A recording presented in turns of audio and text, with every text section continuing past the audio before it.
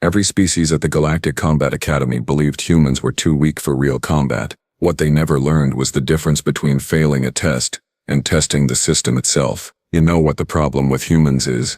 They break too easily. I mean really. Physically, mentally, the whole fragile package.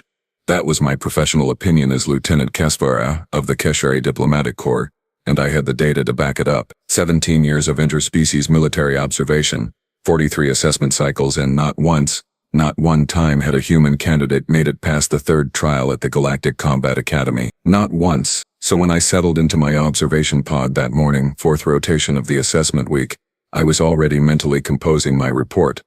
Same conclusion as always. Humans, bless their optimistic little hearts, simply were not built for modern warfare.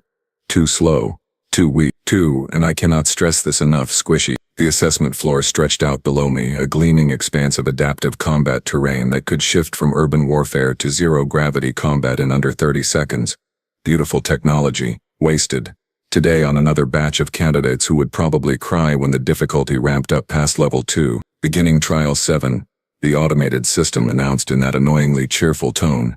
Combat assessment, adaptive hostile engagement, instructor-level opposition. I pulled up my data pad, scanning the roster. 12 candidates remaining from the original 40, standard attrition rate. The names scrolled past Thexnor from Drexia's Prime, brilliant tactical scores, Quillian of the Vesper Collective, adequate reflexes. And then there she was, Emma Reeves, human, Earth. I actually laughed, out loud, in the observation deck. The Vrelian observer next to me clicked disapprovingly. But seriously, a human in Trial 7? That was either a clerical error or someone's idea of a cruel joke. The candidates entered the arena. You could spot the human immediately, not just because she was shorter than everyone else, though she was. Not just because she lacked the natural armor plating of the Draxians or the combat-bred musculature of the Krenathi. No, you could spot her because she looked, and I am quoting my own notes here, supremely unbothered. Emma Reeves stood there, 5 feet and maybe 6 inches of unimpressive human biology, rolling her shoulders like she was waiting for a transport, not about to fight combat instructors who had trained for decades. The trial began. What happened next was, to put it professionally, a complete disaster. For her, obvious. Instructor Tholan materialized first, a Draxian combat master with 8 confirmed kill techniques and 0 patience for weakness. He moved like liquid death, 4 arms blurring through a strike pattern that would have incapacitated most species before they even registered movement. Emma just stood there, literally, did not move, did not block, did not dodge. Tholan stopped half an inch from her throat, his blade hand trembling with restrained force. Defend yourself, candidate. No thank you, Emma said. Polite, calm, completely insane. The observation deck erupted in confused chatter. The Vrelian beside me was vibrating with second-hand embarrassment. I was too busy trying not to choke on my own disbelief. Tholan tried again. Different angle, different technique. Emma stood there like a statue, a very small, very human statue that apparently had a death wish. Is she malfunctioning? Someone asked behind me. Do humans malfunction? Candidate Reeves, the automated system, intoned. You must engage in combat protocol or face automatic failure. Emma shrugged. Like this was a minor inconvenience, not a career-ending catastrophe. Instructor Vax appeared next, then Instructor Helix, then 3 more. 6 elite combat instructors surrounding 1 motionless human. They attacked in sequence, in combination from every angle. Standard protocol. Escalate until the candidate responds or collapses. Emma chose option 3, just take it. Oh! They pulled their strikes, of course. This was an assessment, not an execution.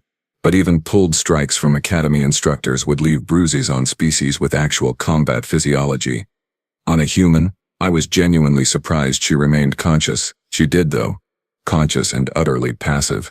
Not frozen in fear. I realized. That was the weird part. Her breathing stayed even. Her eyes tracked each instructor with clear awareness. She simply chose, deliberately and inexplicably, not to fight back. The trial lasted 8 minutes.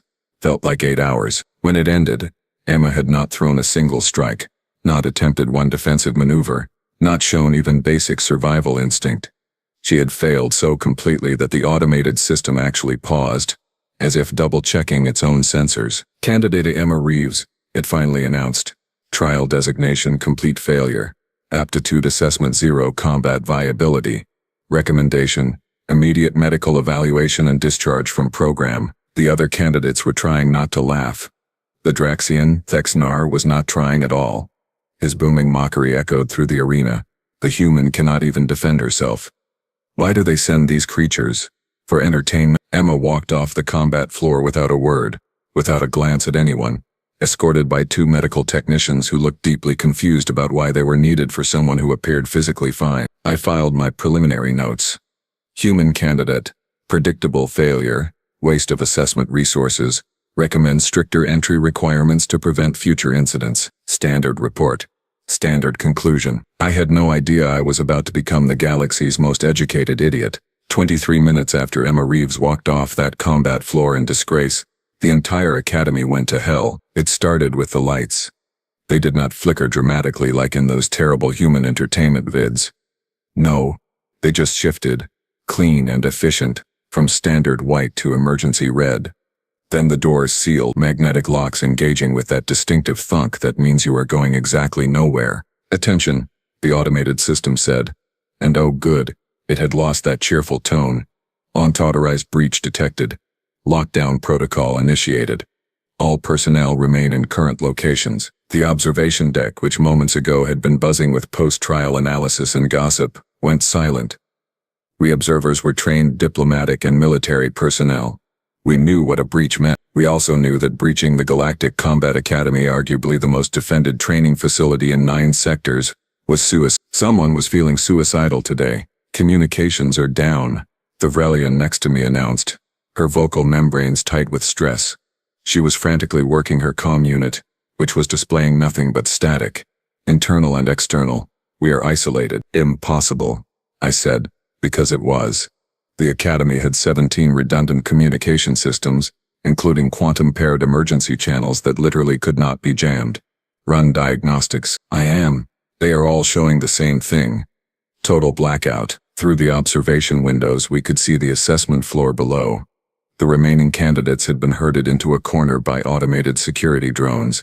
They looked appropriately terrified except for Thexnar, who looked insulted that anyone would dare interrupt his triumph. Then the tactical display lit up. Someone, and I suspected it was whoever had enough clearance to access Academy systems, was showing us exactly what was happening. Hostile contacts. Red markers spreading through the facility like infection. 12 of them. No. 17. No. They kept appearing. Professional insertion. Coordinated movement. This was not some random terrorist cell. This was planned, rehearsed, and executed by people who knew exactly what they were doing. The instructors are responding, someone said. Of course they were. The Academy's combat instructors were not just teachers. They were active military elite specialists, the kind of beings who could end small wars single-handedly. 12 of the galaxy's finest warriors, each one a master of their respective combat disciplines. We watched their biosigns on the display. Confident, advancing, engaged. Instructor Tholan, who had just been testing candidates, now moved through the East Wing. His vital signs showed elevated combat status. Adrenaline analogs flooding his system. He was in his element. They will crush these intruders in minutes, the Vrelian said, and I agreed. This breach, while concerning, would be short-lived and educational. We would all get excellent data on instructor combat performance under real conditions. Tholan's biosign went yellow, engaged in combat. Then it went dark. Display malfunction? I asked, but I already knew the answer. No malfunction, came the reply. Instructor Vax, dark. Instructor Helix, dark. One by one, like candles being snuffed out. The biosigns of our instructors winked into nothing. Not killed, the system would show that differently. Incapacitated. Disabled. 4 minutes. That was how long it took for all 12 combat instructors to go offline. 4 minutes. The observation deck erupted into panic. Controlled, professional panic. But panic nonetheless. These were not ordinary soldiers stumbling into darkness. These were our instructors. The beings who set the standard, the ones who were supposed to be, and I am using the technical term here, unkillable. Who are they? Someone demanded. What force could do this? I was running through possibilities. Kranathi death squads? No. Too fast. Synthetic combat units? Maybe. But the Academy's sensors would have detected that. Rogue military contractors. Possible. But why? The hostile markers continued spreading. Methodical. Efficient. They were securing sectors, controlling choke points, herding everyone into containable zones. This was not a smash and grab. This was a takeover. We need to warn someone, the Vrelian said. If communications are down, if the instructors are compromised, then we are trapped, I finished. Trapped with candidates who barely passed their trials, and hostiles who just took down 12 of the galaxy's best in under 5 minutes. My datapad chimed. A system notification. I glanced down. Medical wing update. Patient discharge. Emma Reeves cleared for return to quarters. I stared at that notification, my mind making connections I did not want it to make. The human who could not fight, walking free through a facility now controlled by hostiles who had shredded our best defenders like paper. That poor stupid human was going to walk right into a massacre. Or so I thought. Turns out I had the massacre part right. Just had the victim completely wrong. 6 minutes into our nightmare, someone accessed the security feeds. Not the automated system which had been suspiciously silent since announcing the lockdown. No, this was manual override, the kind that required both technical skill and absolute disregard for protocol. The main observation screen flickered, then resolved into a split view of various corridor cameras throughout the facility. Who did that? I asked. Nobody answered, because everyone was too busy watching what the feeds were showing. Movement. Fast, purposeful movement through the East Wing. One of the hostiles, we assumed, stalking through corridors where our instructors had fallen. The figure moved with economy, no wasted motion, staying low and using cover like someone who actually understood the concept of not getting shot. Then the figure hit a light patch, and we got a clear view. Oh no, the Vrelian breathed. Emma Reeves.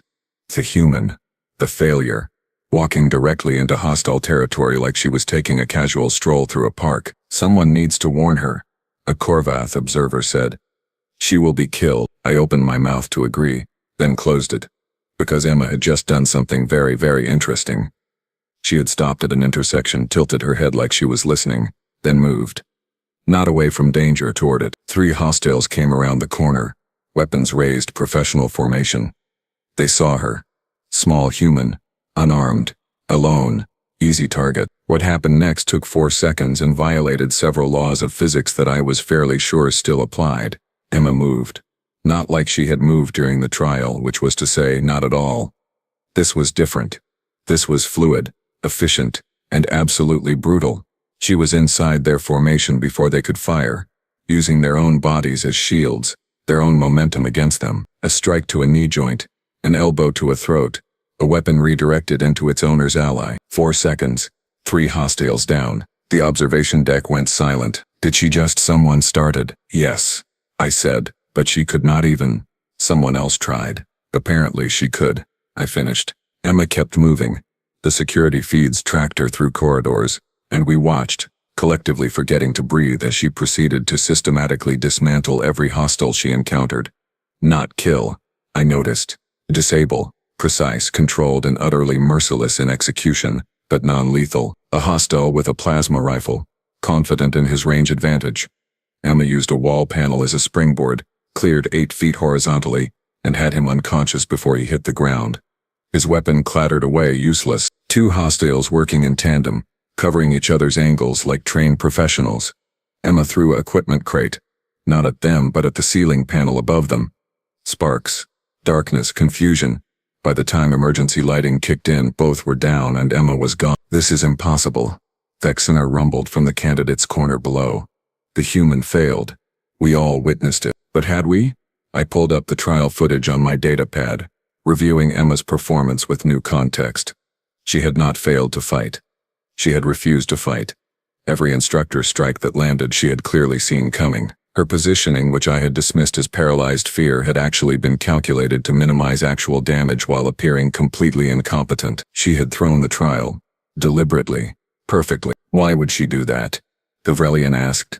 Because apparently I was thinking out loud. Because, I said slowly, pieces clicking together in my mind, she was not being tested. She was testing. On screen, Emma encountered 4 hostiles simultaneously. Bad odds for anyone. Suicide odds for a human. Or so we thought. She used environmental advantages, a low ceiling that favored her smaller size, A doorway that forced them to funnel their own crossfire angles against them. It was not pretty, it was not elegant. It was absolutely effective. She fought like someone who had done this before, many times before, against opponents who were actually trying to kill her, not instructors pulling strikes in a training scenario. Combat instructors represent the highest standard of martial achievement, I said, watching Emma drop another hostile with a move that definitely was not in any academy manual. You do not strike them. You do not treat them as targets. Even in simulation, it would be, what is the human term, disrespectful. So she just stood there and let them hit her, the Vrillian said. That is insane. That is human, I corrected. They have this bizarre concept called principles. Apparently hers include not punching teachers even when instructed to. Emma cleared another corridor. The hostile count was dropping. Fast. She is heading toward the command center, someone noted, tracking her path. Where they are holding the instructors. Of course she was, because Emma Reeves, the complete failure, was apparently the only combat-capable person left standing in the entire academy. The irony was so thick you could serve it at diplomatic functions. Watching Emma Reeves work was like watching a very small, very angry predator hunt prey that had no idea they were prey until it was too late. Sector by sector, corridor by corridor, she dismantled the hostile operation with the kind of methodical efficiency usually reserved for automated cleaning systems. Except messier. And significantly more terrifying for everyone involved who was not Emma. She is in the North Wing now, I narrated because apparently I had become the official commentator for this absolute circus. 6 hostiles reported in that sector. No, wait. 5. She just dropped one with... Is that a fire extinguisher? It was. She had used a fire extinguisher as both a blinding agent and a blunt weapon. The hostile never saw it coming literally, because his face was full of chemical foam. That is not standard combat doctrine, the Vrillian said. Nothing about this is standard, I replied. The hostiles were starting to realize something was wrong. You could see it in their movements, the way they bunched together instead of maintaining proper spacing, the way they checked corners twice, the way their weapons swept through wider arcs, looking for a threat they could not pin down. Fear. They were afraid of a human who weighed maybe 60 kilograms soaking wet and had failed her combat assessment 8 hours ago. Emma hit the North Wing environmental controls. The temperature dropped 15 degrees in 30 seconds. Not enough to harm anyone, but enough to make the Draxian hostiles sluggish. Cold-blooded species. Environmental weakness. She had done her homework. When they slowed, she was already moving, hitting them in sequence before they could coordinate a response. She is using psychology, I said, watching another hostile go down. She is not just fighting them. She is making them scared to be fought, and it was working. Beautifully. Terribly. Depending on your perspective and whether or not you were currently being hunted by a tiny human with anger management issues and zero regard for fair play. The communication chatter we could intercept from the hostiles was degrading from professional military brevity to something approaching panic. Targets down in Corridor 7. She is not a candidate. She is, I do not know what she is. Requesting backup. Requesting. Where is everyone? Emma answered that question in the storage wing. Where is everyone? Unconscious. Zip-tied with their own equipment. Stacked neatly against walls like cordwood with pulse and awareness. Just no freedom of movement or dignity. She found Instructor Tholin in subsection 4 slumped against a wall with a neural disruptor burn across his shoulder. Not fatal, but enough to put him down hard. 2 hostiles were standing guard, confident that an unconscious Draxian was not a threat. They were right. He was not a threat. Emma, however, absolutely was. She came through the ventilation shaft because of course she did. Humans and their bizarre ability to compress themselves into spaces that should not fit their skeletons. The first hostile knew something was wrong when the vent cover hit him in the face. The second one actually got his weapon raised before Emma relieved him of both consciousness and dignity. She is extracting the instructors, someone said, watching Emma drag Tholin's considerable bulk toward a secure room. How is she moving him? He weighs 3 times what she does. Leverage, I said, watching her use a maintenance cart as an improvised stretcher. And spite.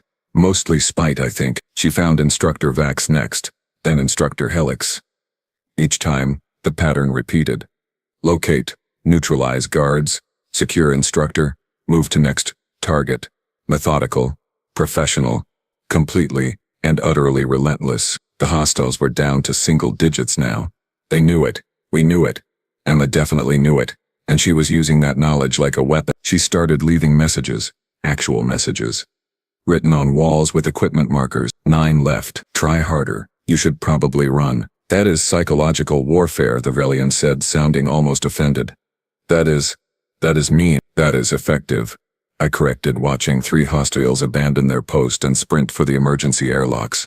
She is not just winning, she is making them quit. In the medical wing, Emma found 4 instructors secured in a storage room, still unconscious from whatever the hostiles had used.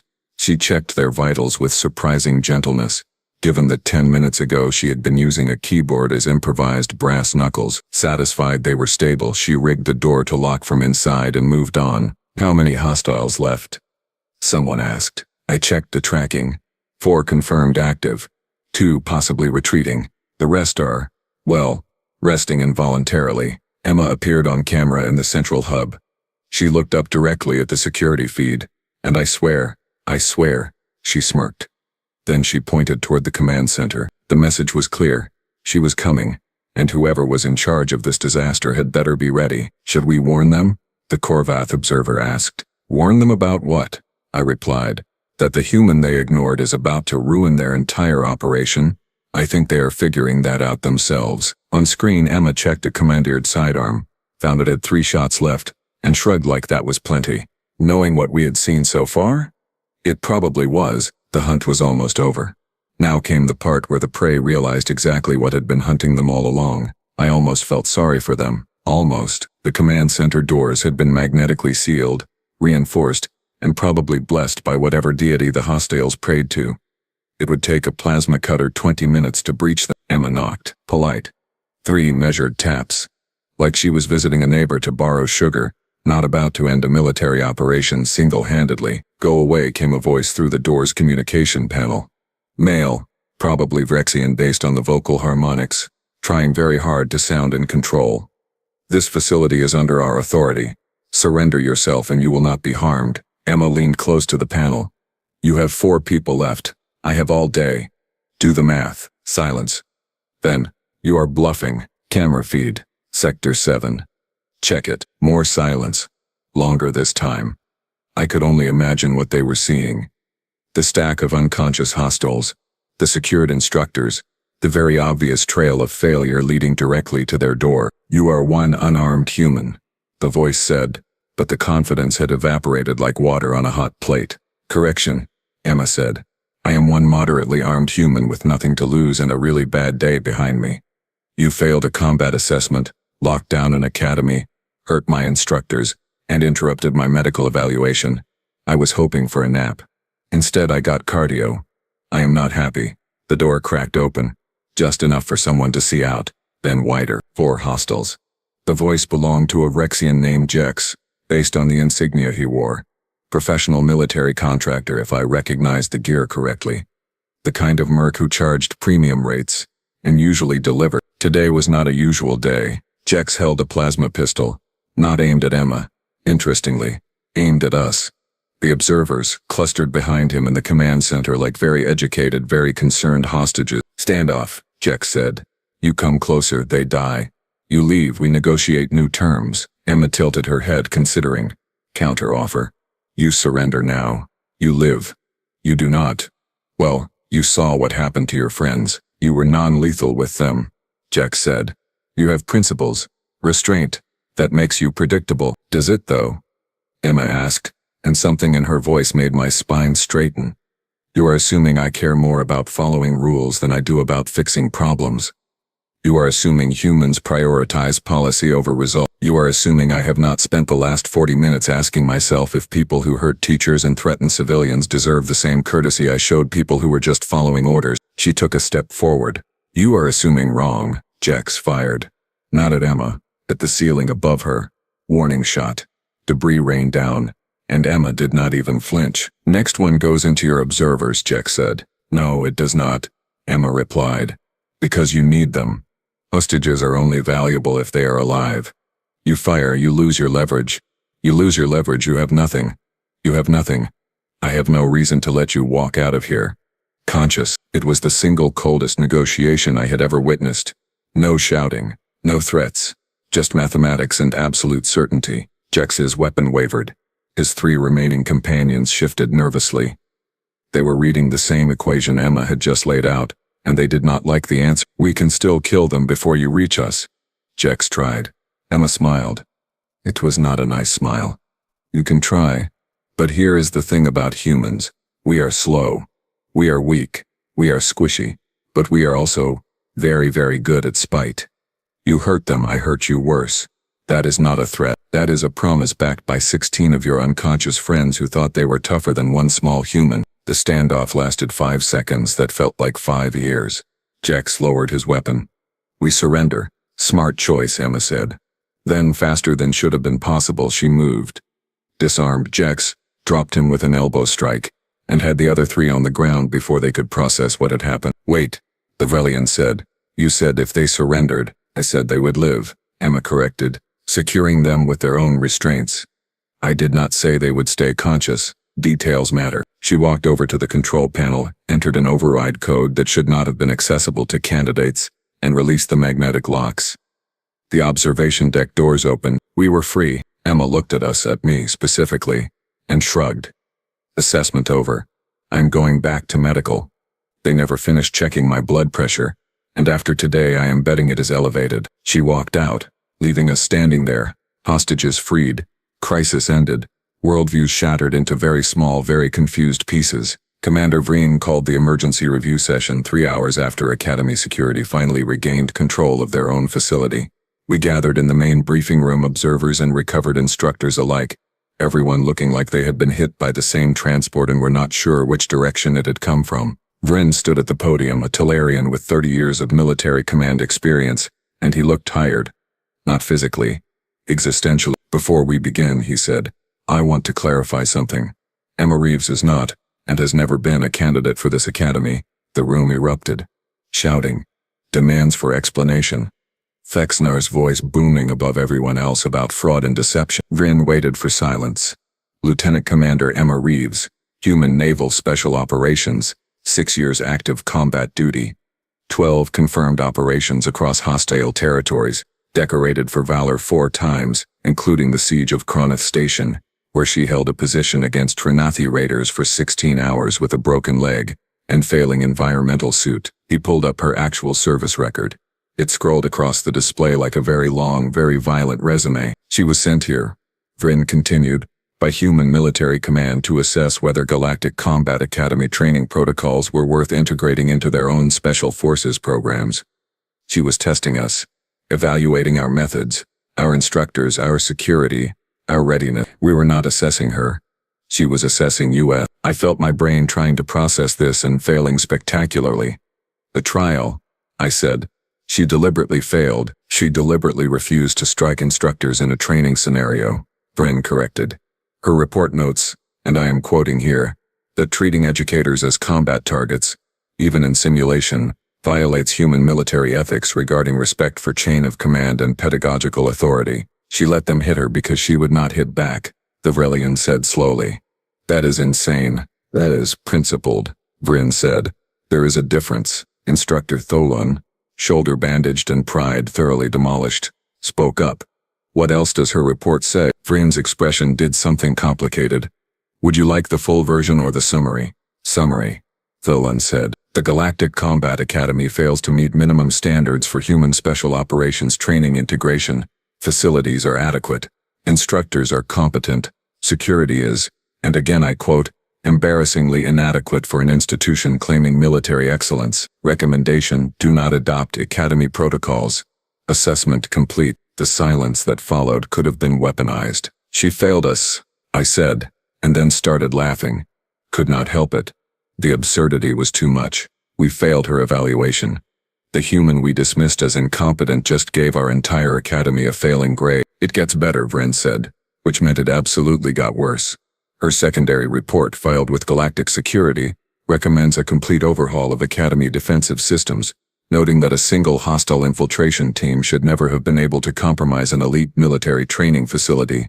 She has offered to consult on improvements for a Fexnar made a sound like a ground car dying. "The human who could not defend herself is now offering to teach us defense." "The human who would not defend herself against instructors," I corrected. Just defended this entire facility against actual hostiles. Present tense. Successfully. Alone.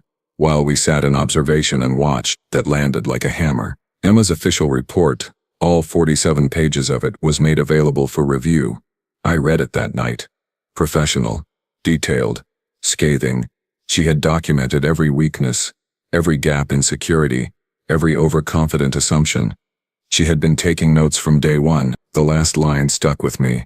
Human military personnel are trained to mission completion regardless of obstacles, assessment outcomes, or institutional opinions regarding their capabilities. Standards are maintained through performance, not credentials. Assessment complete. Reeves out. I filed my own report the next day. 17 years of observation, 43 assessment cycles, and one spectacular education in humility. Turns out the problem with humans was not that they break too easily. The problem was assuming they would break at all. Emma Reeves shipped out the following morning back to Earth carrying an Academy failure certificate and a classified report that would probably reshape galactic military training for the next decade. She never did get that nap, and we never made that mistake again. This story teaches us that intelligence, ethics, and discipline are weapons just as powerful as strength. Humanity didn't fail the Academy. The Academy failed to recognize what real combat readiness looks like.